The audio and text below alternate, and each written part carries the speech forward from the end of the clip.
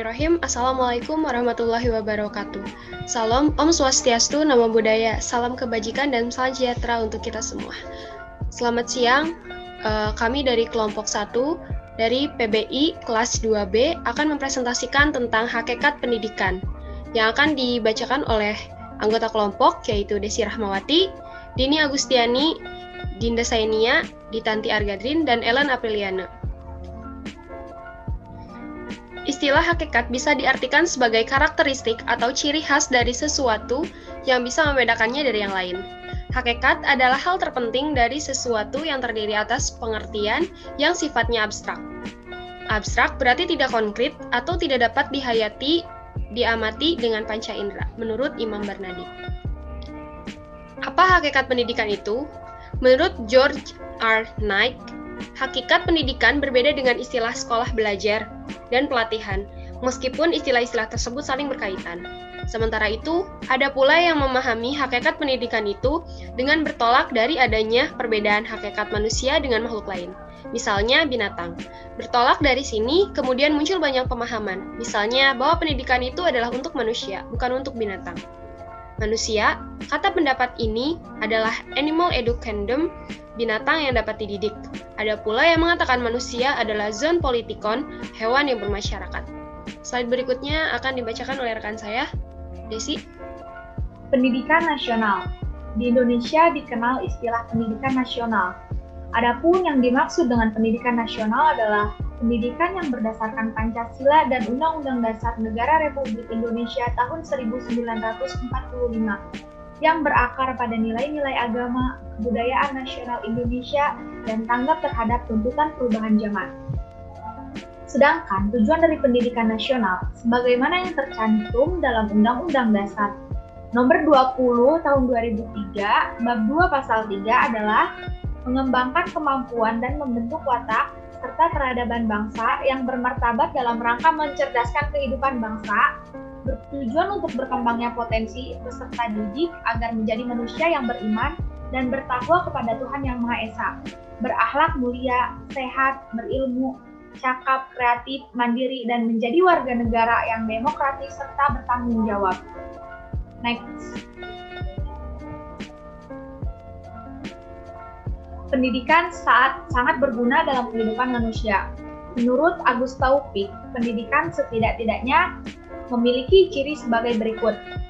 Yang pertama, pendidikan merupakan proses pengembangan kemampuan, sikap, dan bentuk-bentuk tingkah laku lainnya di dalam masyarakat di mana dia hidup. Dua, pendidikan merupakan proses sosial di mana seseorang dihadapkan pada pengaruh lingkungan yang terpilih dan terkontrol, khususnya yang datang dari sekolah, untuk mencapai kompetensi sosial dan pertumbuhan individual secara optimum. Yang terakhir, pendidikan merupakan proses pengembangan pribadi atau watak manusia. Secara formal, pendidikan dilaksanakan sejak usia dini sampai perguruan tinggi. Secara hakiki, pendidikan dilakukan seumur hidup, sejak lahir hingga dewasa. Dalam Undang-Undang Nomor 20 Tahun 2003 tentang Sidiknas, pendidikan anak usia dini sudah didasari dengan pendidikan yang mengajarkan nilai-nilai moral yang baik guna membentuk kepribadian dan potensi diri sesuai dengan perkembangan anak. Next. Dalam PP Nomor 27 Tahun 1990, Bab 1 Pasal 1 Ayat 2, disebutkan bahwa sekolah untuk peserta didik yang masih kecil adalah salah satu bentuk pendidikan prasekolah yang menyediakan program pendidikan dini bagi anak usia 4 tahun sampai memasuki pendidikan dasar.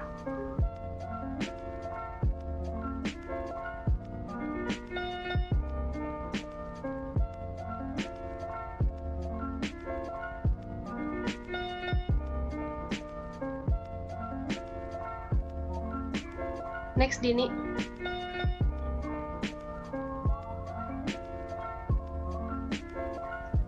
Dari beberapa uraian di atas inilah, maka pendidikan yang menanamkan nilai-nilai positif akan tepat dimulai ketika anak usia dini. Dengan demikian, pendidikan bagi peserta didik yang masih kecil merupakan landasan yang tepat sebelum masuk pada pendidikan yang lebih tinggi. Pendidikan anak-anak usia dini merupakan pendidikan awal yang sesuai dengan tujuan untuk mengembangkan sosialisasi anak, menumbuhkan kemampuan sesuai dengan perkembangannya, mengenalkan lingkungan kepada anak, serta menanamkan disiplin, karena secara tidak langsung dapat menanamkan atau mentransfer nilai-nilai moral dan nilai sosial kepada anak. Jadi, dari uraian konsep pendidikan seperti tersebut dalam pendahuluan, dapat dipahami makna dan kepentingan pendidikan secara hakiki bagi manusia. Next.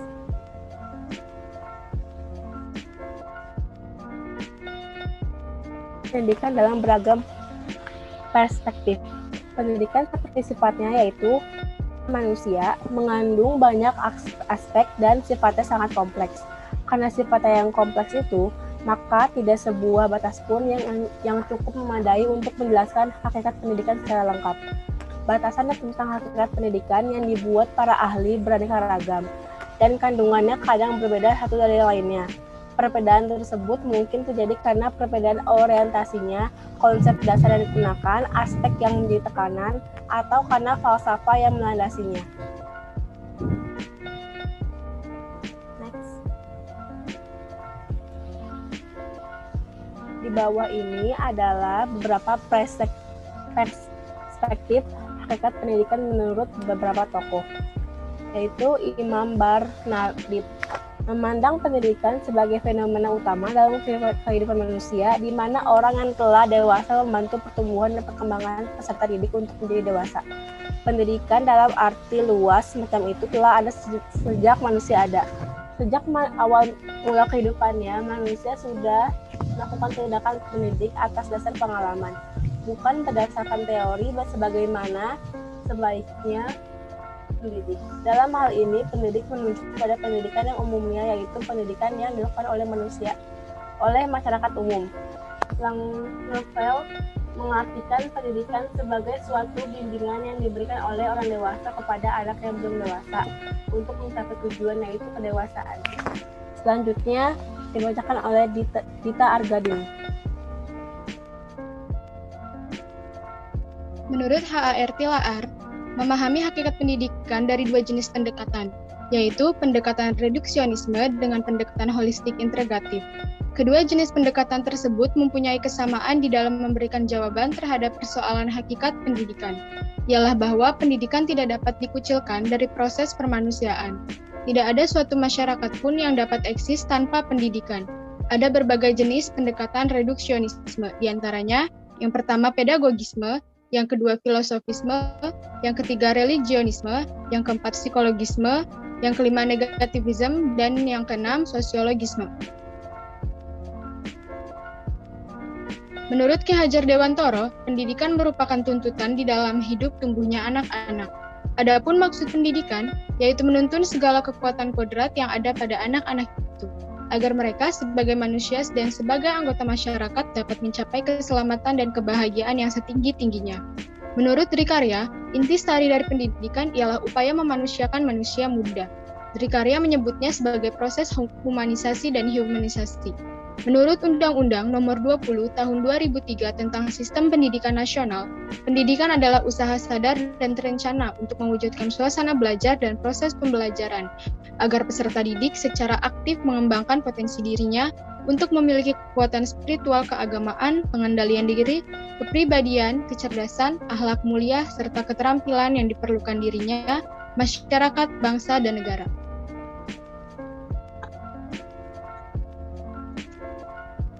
Selanjutnya, hakikat pendidikan dalam perspektif John Dewey. Di antara tiga tokoh di dalam aliran pragmatisme, yaitu Pierce James dan John Dewey sering disebut sebagai tokoh pragmatisme modern. Aliran ini menyatakan bahwa benar tidaknya suatu teori bergantung pada berfaedah tidaknya teori itu bagi manusia dalam penghidupannya. Dengan demikian, ukuran untuk segala perbuatan adalah manfaatnya dalam praktek dan hasil yang memajukan hidup. Benar tidaknya suatu hasil pikir, dalil, nilai menurut manfaatnya dalam kehidupan atau menurut berfaedah tidaknya teori itu dalam kehidupan manusia. Atas dasar itu, tujuan kita berpikir adalah memperoleh hasil yang akhir yang dapat membawa hidup kita lebih maju dan lebih Materi disampaikan oleh Dini Agustiani.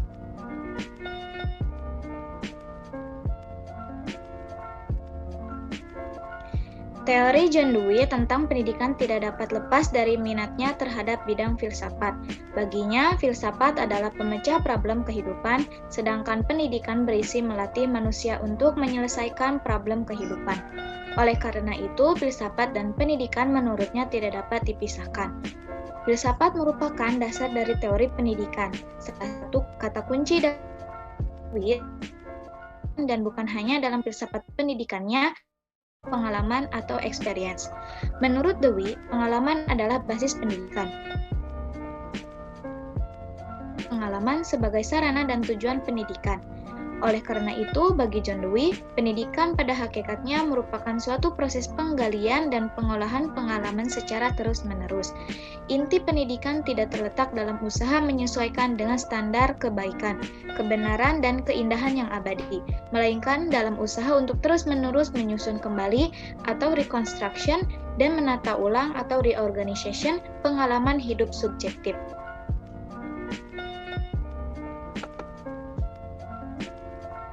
Kurikulum dan metode pendidikan. Yang kesatu, kurikulum. Mengenai kurikulum, John Dewey berkeyakinan mengenai perlunya menempatkan siswa kebutuhan dan minatnya sebagai sesuatu yang sentral. Mata pelajaran, mereka klaim, seharusnya dipilih dengan mengacu pada kebutuhan siswa. Selain itu, kurikulum menurut Dewey dan pengikut pragmatisme lainnya seharusnya tidak dibagi ke dalam bidang mata pelajaran yang bersifat membatasi dan tak wajar. Kurikulum mestinya lebih dibangun di seputar unit-unit yang wajar yang timbul dari pertanyaan-pertanyaan yang mendesak dan pengalaman-pengalaman mahasiswa. Yang kedua, metode pendidikan. Mengenai metode pendidikan, bagi Dewey metode pendidikan adalah upaya menanamkan suatu disiplin tetapi bukan otoritas. Yang terpenting adalah mengontrol anak melalui kekuatan eksternal. Dewey berpendapat bahwa tidak ada sesuatu tindakan yang baik dan benar secara objektif. Susunannya melibatkan kemauan manusia. Semua nilai adalah subjektif. Disiplin dalam pendidikan tidak boleh berisi otoritas. Keinginan yang menyebabkan disiplin dalam pendidikan belumlah cukup. Perlu adanya usaha belajar bersama orang lain dalam proses kerjasama. Disiplin dalam pendidikan memancar dari keinginan anak didik. Suatu tempat berlangsungnya aktivitas anak didik dalam usaha bersama mencapai tujuan pendidikan. Metode pengajaran dengan disiplin berarti seseorang mengarahkan pelajaran dengan disiplin. Cara yang dapat ditempuh adalah yang kesatu, semua paksaan harus dibuang, guru harus membangkitkan impuls anak didik sehingga timbul kekuatan internal untuk belajar mencapai mastery atau ketuntasan. Yang kedua, agar dapat muncul minat, guru harus intim dengan kecakapan dan minat setiap murid.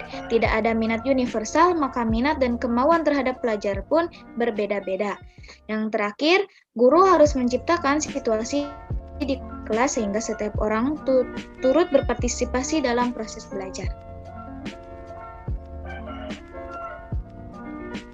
Terima kasih. Terima kasih, itu yang dapat kami sampaikan. Hanya itu yang dapat kami presentasikan. Semoga bermanfaat. Mohon maaf apabila kami ada salah-salah kata.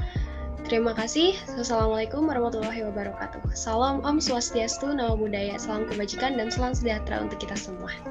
Terima kasih.